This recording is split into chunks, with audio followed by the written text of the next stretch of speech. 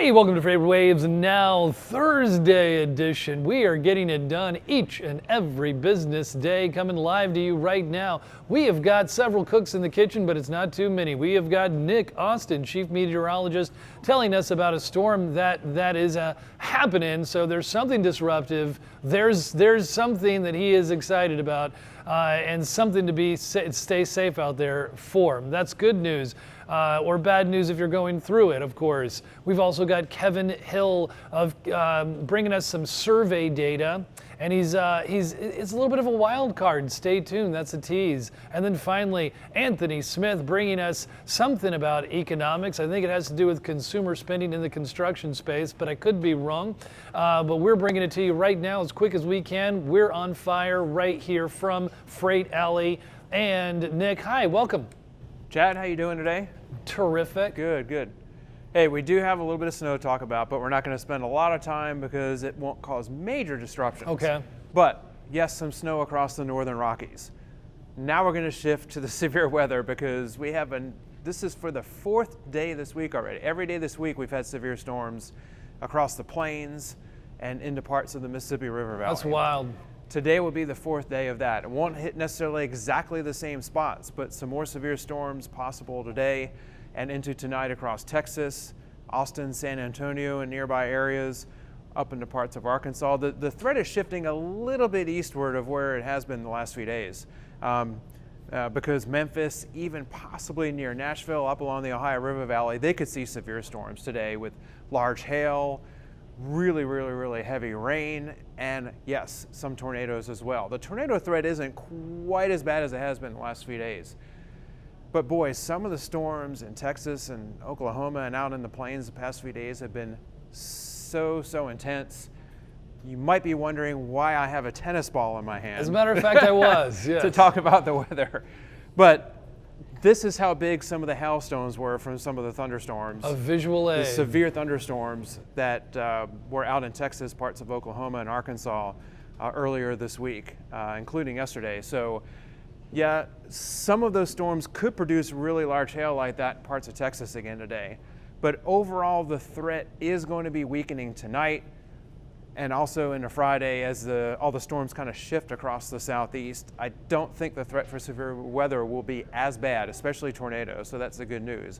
But today and tonight, we still have to kind of be concerned about that. So drivers will run into some more delays from Texas all the way up to the Ohio River Valley today, so just be ready for that.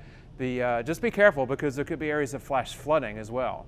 That's happened over the past few days. Still a lot of flooding across the plains in the Midwest. Okay, thanks for that update. You bet. Thanks. Yeah, May, it's a beautiful season, beautiful month, time of year, but there are these volatile conditions to keep our weather eye on. Kevin Hill, welcome aboard again. How you doing? Great, Chad. How are you? Great, thank you so much. What do you have up your bag of tricks today? Today we're going to talk about business inventories to sales ratio. And this gives you an indication on how much excess inventory companies are holding on to. Okay. So you see this is a 5-year chart back in 2015. You see inventories rising through 2016. And then if you come down through here at 2018 when the trucking market was heating up, companies were working down their inventory, right? Yeah, it also makes sense that 2016, a freight recession. High inventories, right? Yeah. Then we bring those out. And then we have a spike up here in the fourth quarter, the second half of 2018. If we go to maybe one of the primary reasons why, if we look at maritime rates or ocean rates, during this period, we see a huge spike in rates and activity, building up inventories. And that was most likely the pull forward demand to beat the tariffs, right? So we're seeing a buildup of inventories, and going into the second half of 2018, we need to watch inventories, right? Where do we go from here? It looks like we've plateaued. So is the spike over? Do we go up from here, or do we go down? So that's a very important question we're going to ask. And looks like we're all wondering, and it has been maybe trending down a little bit. Maybe we're coming down, and we can look at outbound tenders out of LAX on the West Coast to kind of give us an indication of where we're going, right? So we ignore this because that's Christmas. And we look, and it's going pretty steady. So we're not really seeing inventory coming out of the West Coast yet in mats, but it's going to have to. A lot of that seasonal products that if it doesn't come out into retail stores soon, we're going to see liquidation sales, things like that, which isn't great for the economy, but for trucking, it's going to show a bit of a short-term boost, right? So whenever that starts hitting, those inventories start coming out into the store and moving around the country, we're going to see at least a short-term boost in trucking demand. Sometimes there are positive things that happen in the economy that aren't positive for the freight economy. Sometimes the opposite can happen as well, I suppose. Yeah, definitely. So we should see some activity in the second half. I don't know how long it'll last, but it'll be a short-term boost as we work through inventories. Thanks for digging into some of that data, Kevin Hill. One of our market experts, interpreting the data, creating narratives, trying to get a little bit of a deeper dive into what we're seeing with conditions, freight conditions, all the way around from all the different perspectives that we cover it on FreightWaves Now, independently and around the logistics world. And speaking of which, I think it's somewhat related. Anthony Smith, welcome. Hi. Hey, Chad, thanks for having me. I'm glad to be back. Here we have some construction spending data. So spending, Yes. it's somewhat related. Okay. Somewhat related. And so the U.S. Census Bureau just released data for March, thanks to our amazing data science team. We have it updated here in Sonar. The thing that we're seeing here for the total construction spend was a drop down after 4 consecutive months of growth. And so this was largely driven by what we have here in the green line, residential construction spending.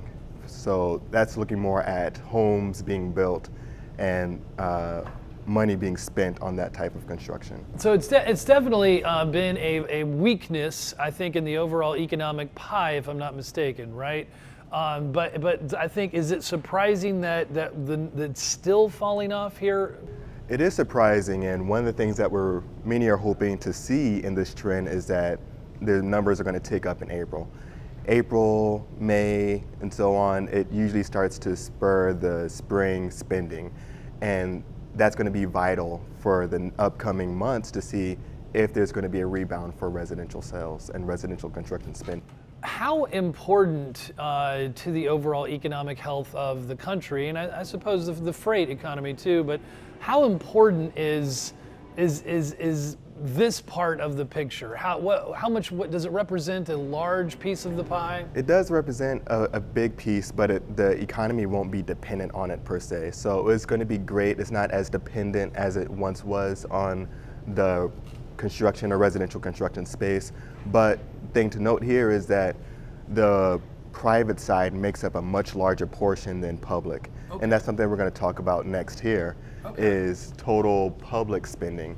Is it a reflection of in what way is it a signal or a reflection of the broader economy if that's kind of inhibited? It can signal a few things, and so when we have to dig into those numbers and what they really mean. One of the things that it could mean is that there's a mismatch in supply and demand. So construction starts for housing starts might not be able to meet the amount of demand that there is in the industry. One of the things that we're kind of seeing right now is that there is a demand for starter homes, but not quite that supply of starter homes. Builders' margins are really being squeezed when we're looking at labor costs, limited lots, when we're seeing that mortgage rates are low. It's not quite spurring the activity just yet. So the upcoming months are going to be very crucial to see if they can have a spring rebound, so to say. Okay, that will be very interesting to see. And your other slide that you had for us is what is that one? That's looking at total public construction spending. So we can see there was a huge jump here in February's data, a slight tick down in March. This bulk of the strength here is going to come from highway and street spending. And something that we just saw was that a $2 trillion plan was agreed upon for infrastructure spending. So this can be a huge deal for the segment overall. But one of the things that we have to keep in mind is that there are a few variables in this actually coming into fruition.